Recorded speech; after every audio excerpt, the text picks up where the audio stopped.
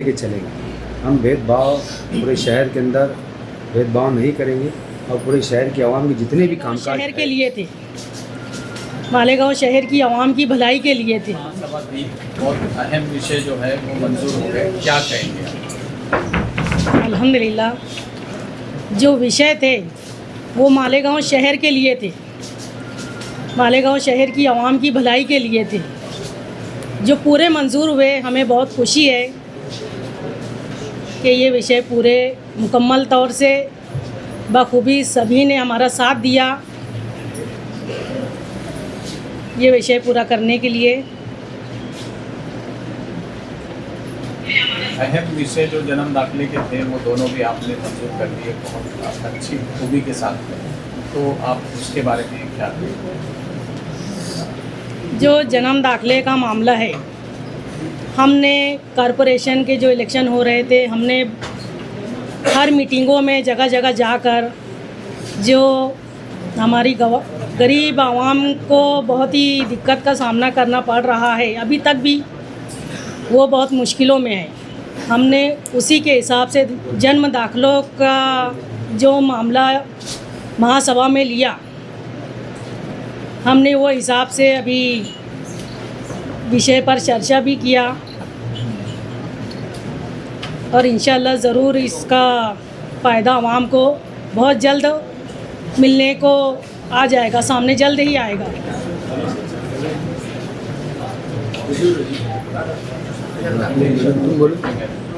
तुम बोलो मैडम, आप क्या कहेंगे? आज पहली महासभा थी और दोनों महिला मेयर और डिप्टी मेयर को हाउस के लीडर किया, तो कैसा अनुभव रहा?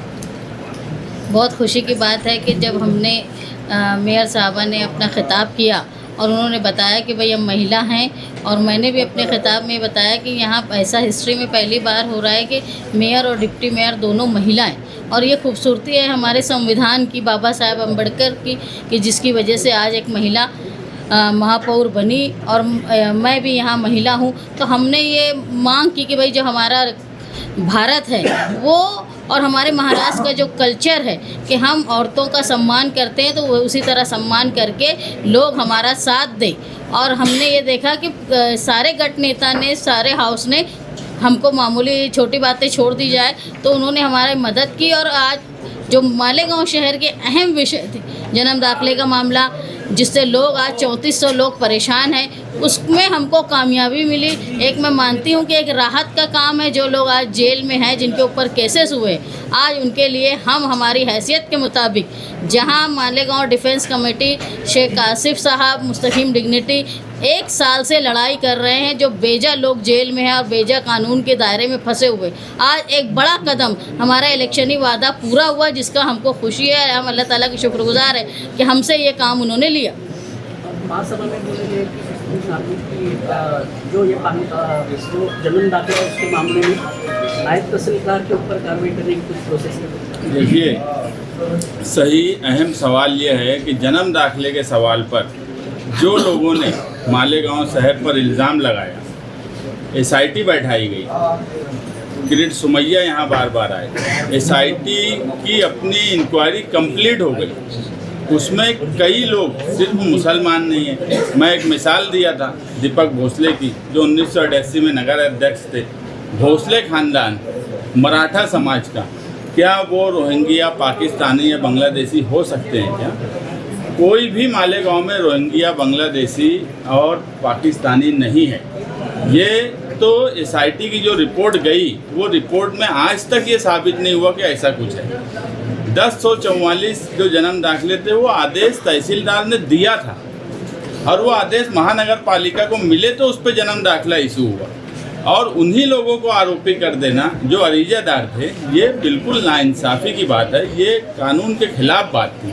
तहसीलदार की अगर साइन नहीं है तो हमने वही निर्णय लिया कि ऑथोराइज्ड हैंड राइटिंग एक्सपर्ट से उसकी जांच कर ली जाए, और अगर वो जिसको नकार रहा है तहसीलदार कि हमने आदेश नहीं दिया, सिक्का है, अगर ऑथोराइज्ड हैंड राइटिंग एक्सपर्ट ये बात बोलता है कि वो सिग्नेचर उनकी है, जो कि पहली नज़र में वो दिखती है कि हैंड राइटिंग उनकी है, यानी वो सिग्नेचर उनकी है, सिक्का उनका ही है, और अगर हैंड राइटिंग एक्सपर्ट का ओपिनियन आता है कि उनकी ही है तो दिखती बात है, हम कोर्ट में वो लेकर जाएंगे ओपिनियन के 1044 लोगों पर जो गुना दाखिल हुआ है या जिनको आरोपी किया गया है उनको उस केस से कोर्ट निकाले, और इन्होंने गलत बात बोली, इनकी सिग्नेचर उस पर है तो गुना इन पर दाखिल होना चाहिए।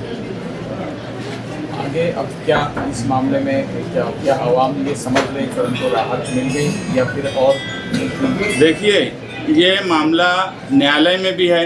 हमने, आप एक बात समझ लीजिए कि हमने हमारी सूचना और हमारी तजवीज़ जो लाई उस पर बीजेपी और शिवसेना ने भी अपोज नहीं कर पाया।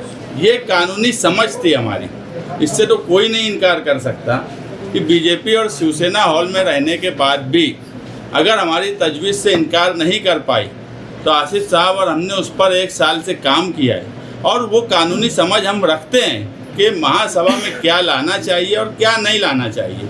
जो लोग महासभा के बाहर ये बोलते थे कि ये महासभा का इख्तियार नहीं है, इनको समझ नहीं है, मुझे लगता है अब उनको भी समझ आ गई होंगी कि शिवसेना बीजेपी भी अगर हमारी तजवीज़ का समर्थन की है तो हमको कानूनी समझ कितनी है।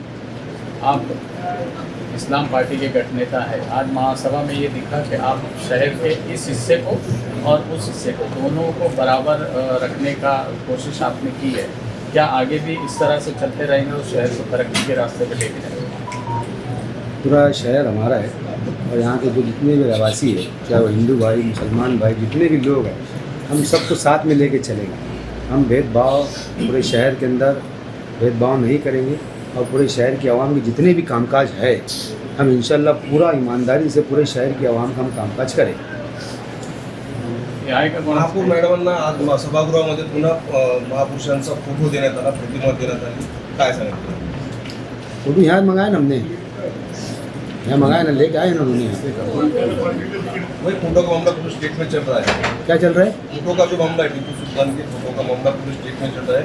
वो हिसाब से संविधान की कॉपी और राष्ट्र पुरुषों की फोटो दिया पे क्लेम आपको दी हुई महापौर हमको दिए, हमने ले रख लिया उसको। जो मसला चल रहा है महापालिका में, सचिव डिपार्टमेंट ने भी उनको आदेश निकाला है कि महापुरुषांचे फोटो लावण्यात यावे, तो लगाएंगे लावते। संविधान जिन बातों का अधिकार हमको देता है, संविधान में बाबा साहेब अम्बेडकर के संविधान में हम रह के हर वो काम करेंगे जिसकी इजाज़त संविधान देता है। काय अजून? Okay done.